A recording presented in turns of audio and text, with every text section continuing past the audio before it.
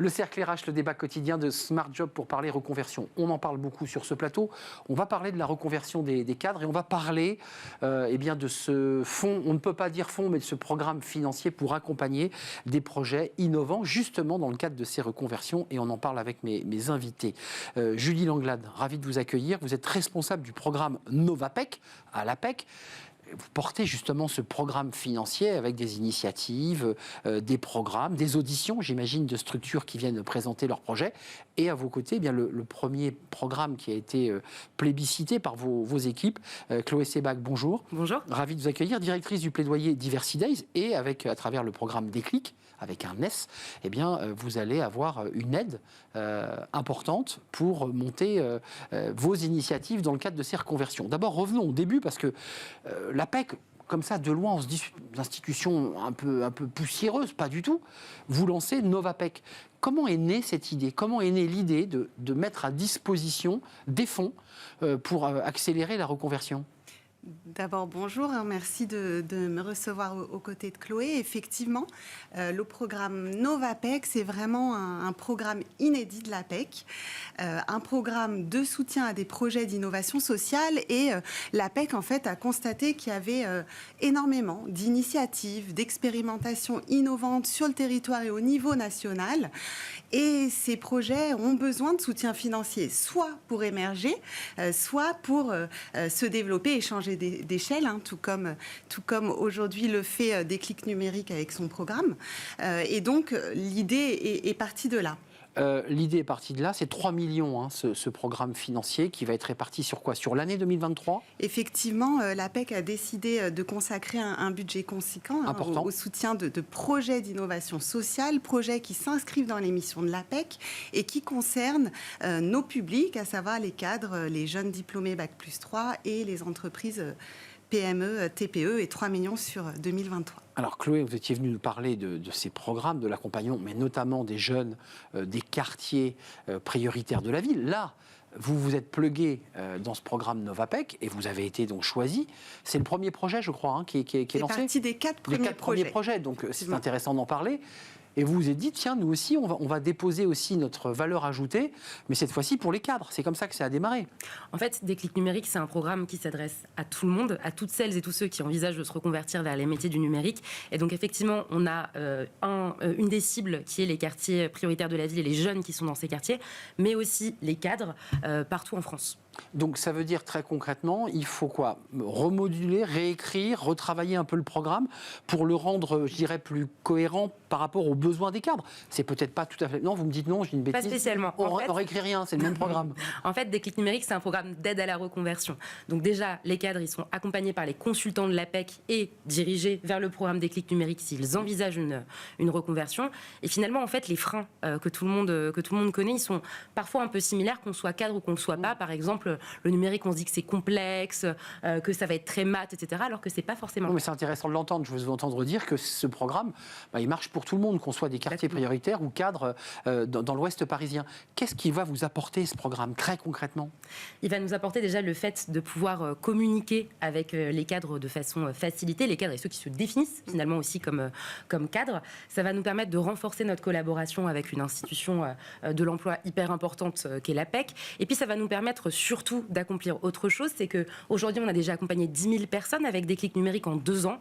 Là, avec le financement de l'APEC et celui de nos autres partenaires, on veut atteindre 20 000 personnes accompagnées.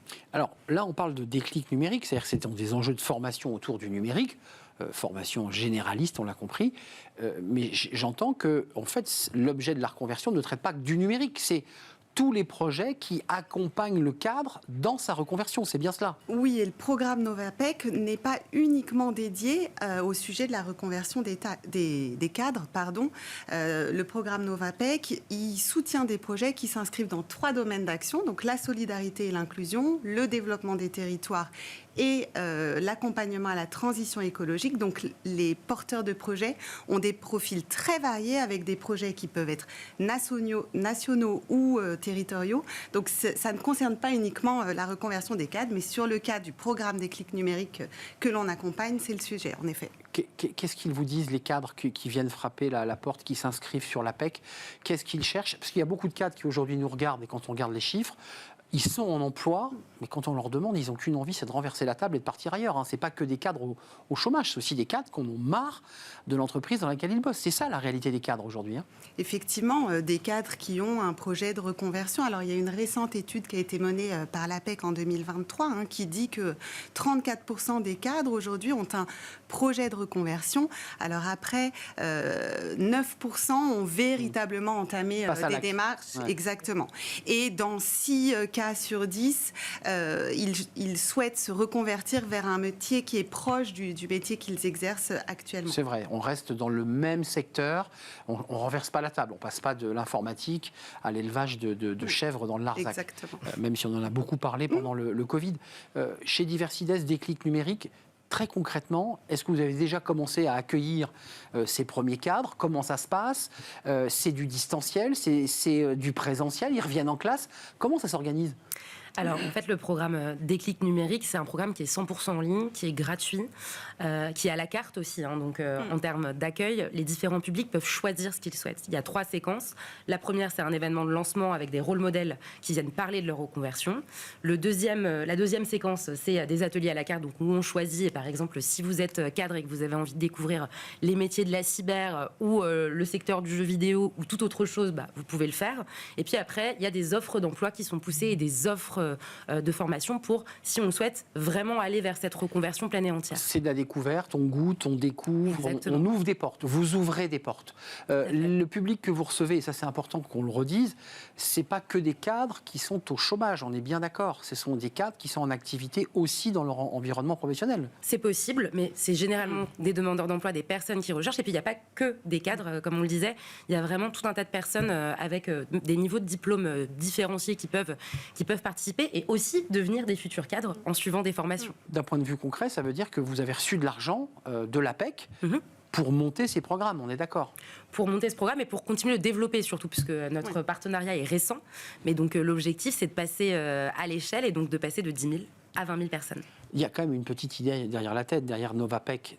L'APEC se dit, aujourd'hui, on va avoir des transferts de compétences, les transferts de carrière. Il y a des métiers qui vont s'arrêter, d'autres vont arriver. Ça, vous le savez, vous avez la feuille de route.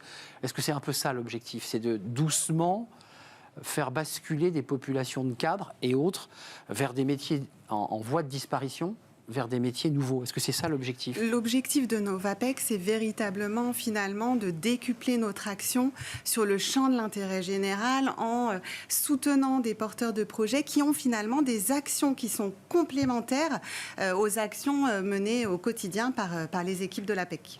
Leurs besoins fondamentaux à ces cadres demandeurs d'emploi, puisque vous en recevez et vous allez en recevoir, qu'est-ce qu'ils cherchent? De quoi ils ont besoin en termes de formation, en termes de retour à la confiance? Parce qu'on voit que les cadres qui, au bout de 6 mois, ont perdu leur job, sont souvent démobilisés, en perte de confiance. C'est de ça dont ils ont besoin en priorité? Oui, et puis sur la partie, je pense que tu en parleras mieux sur le programme de reconversion vers les métiers du numérique, mais le programme est très très large et traite différents sujets. Ce matin, on était d'ailleurs avec les équipes de Diversidays pour préparer l'édition spéciale autour des personnes en situation de handicap, avec un programme qui est aussi spécifique. Je sais pas si qui est assez large. En fait, déjà, il y a l'idée qu'il faut dépasser un certain nombre de freins à l'entrée. Les freins sur la confiance en soi, les freins sur les fausses croyances aussi sur le secteur du numérique. Voilà, il y a déjà toute cette partie-là de reprise de conscience. Et puis après, il y a le fait quand même que ces nouveaux métiers, et notamment les métiers du numérique, c'est un peu une jungle. Il y a 15 000 intitulés de postes différents, 15 000 formations, etc. Et donc l'idée, là, c'est de pouvoir suivre, de pouvoir faire un bilan de compétences déjà, mais aussi de pouvoir suivre tous ces ateliers où on découvre un peu en détail avec des professionnels c'est quoi ces métiers-là, et puis on apprend aussi de la montée en soft skills, par exemple à gérer sa présence en ligne, par exemple à se poser des questions, par exemple sur le handicap. Ce qu'on voit, c'est que parler de son handicap en entretien, c'est pas évident, donc on a un atelier pour ça. On essaye à chaque fois de répondre aux besoins qu'on voit sur chaque édition. Au-delà du programme financier, puisqu'on voit que ce sont des dotations financières, on a évoqué 3 millions, j'imagine qu'il y a une vraie interaction entre le public qui va être accompagné pendant une certaine durée.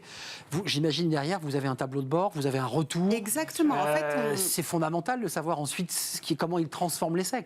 Effectivement, ce qui est très important pour nous, et on le travaille avec les porteurs de projets, c'est d'être capable de mesurer l'impact.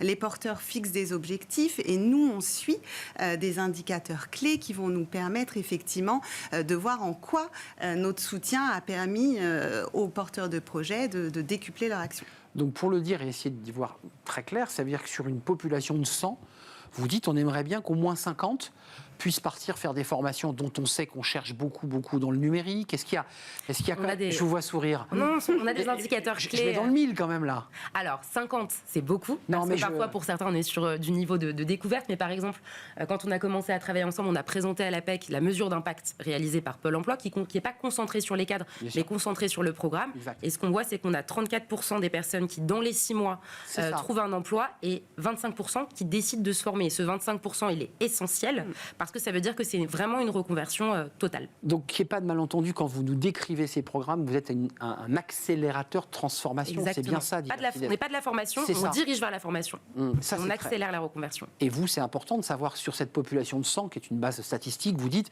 on en a quand même 34 qui ont enclenché une démarche qu'ils n'auraient pas enclenchée si vous n'aviez pas été là. C'est bien ça l'objectif. Exactement. Les autres secteurs, parce que là vous êtes en plein recrutement de programmes, alors là on a Déclic numérique, ça marche très bien, Diversity Days qui est connu. Vers quoi vous allez aller? Est-ce qu'on peut le dévoiler? Est-ce que vous avez déjà des programmes qui se réenclenchent là? Effectivement, on a de nombreux projets qui nous arrivent et puis qu'on détecte aussi, parce qu'il y a une volonté de l'APEC de s'appuyer sur les délégués régionaux dans les territoires pour aller chercher des projets qui viennent des territoires. Les projets sont très variés, d'envergure nationale ou territoriale. Dans le domaine de l'environnement, dans le climat? Dans le domaine effectivement de l'environnement, dans le domaine de la solidarité et l'inclusion, dans le domaine du développement des territoires qui concerne des bénéficiaires très variés.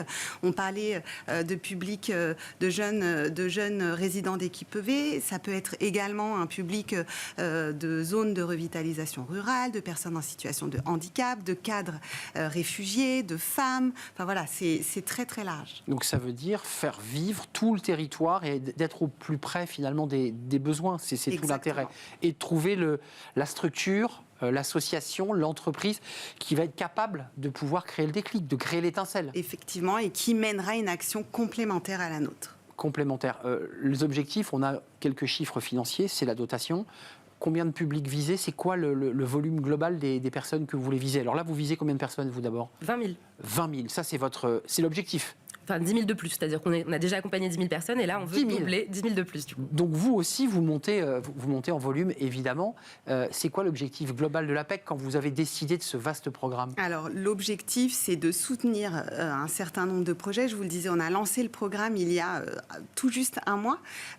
D'ici la fin de l'année, c'est de soutenir une vingtaine de programmes. Et puis, dès janvier 2024, pour donner encore plus d'impact à Novapec, nous lancerons un appel à projet national sur une plateforme dédiée à Novapec qui nous permettra effectivement de toucher et soutenir des projets en plus grand nombre. Donc ça veut dire que la dotation va servir à quoi? À monter les programmes, à payer ceux qui vont monter les conférences? Ça fonctionne comment ce programme? Effectivement, c'est de l'accompagnement sur les ateliers qui sont montés, quand on parle de déclic numérique, sur les personnes qui animent ces ateliers. On parlait d'experts qui interviennent.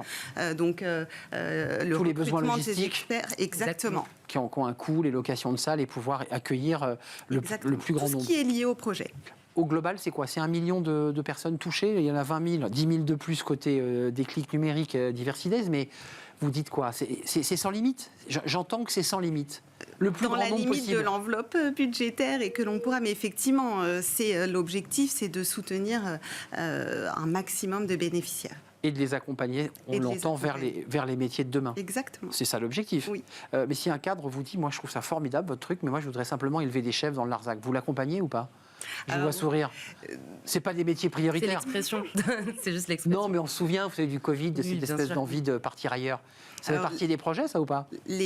Non, ça ne fait pas partie, des projets. Parce qu'effectivement, il faut que ce soit lié à l'activité, aux missions de l'APEC et favorable à la dynamique de l'emploi. Et aux 3 secteurs que vous avez décrits, environnement, solidarité et territoire, si ma mémoire est bonne. Merci, mesdames, c'était un vrai plaisir. Donc, vous inaugurez en quelque sorte ce programme Novapec. Il est tout jeune, il a 1 mois. Allez donc sur le site de l'APEC, vous allez trouver votre bonheur. Merci à vous pour vos sourires, Julie Langlais. Anglade et Chloé Sebag, directrice plaidoyer pour Chloé chez Diversity Days, et vous enclenchez donc ce programme 10 000 formés ou accompagnés supplémentaires. Et Julie Anglade, responsable du programme NovaPEC à l'APEC. Merci de m'avoir rendu visite. On termine avec Fenêtre sur l'emploi. On parle des recruteurs. Bah oui, on ne se pose jamais la question. C'est compliqué quand on est recruteur dans un secteur en tension, eh bien de faire le bon entretien d'embauche. On vous explique tout.